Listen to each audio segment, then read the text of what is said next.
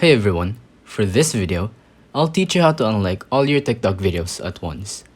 With this tutorial, you will be able to get rid of those bad old videos from the past. The first step is opening TikTok.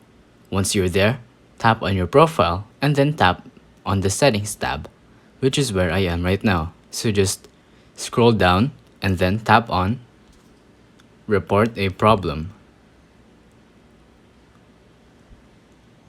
You usually tap on this tab if TikTok doesn't have any option to fix those problems yet, like this one.